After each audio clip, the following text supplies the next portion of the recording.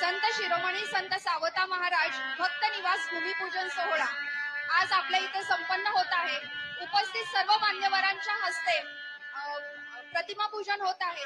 तरी सर्वांनी या सोहळ्याचा लाभ घ्यावा आणि सर्व उपस्थित सावता भक्तांना सर्वांचं मनपूर्वक हार्दिक स्वागत, हार्दिक स्वागत, हार्दिक स्वागत. कृपया सगळ्यांनी टाळ्यांच्या गजरामध्ये उपस्थितांचं आणि मान्यवरांचं स्वागत करायचंय.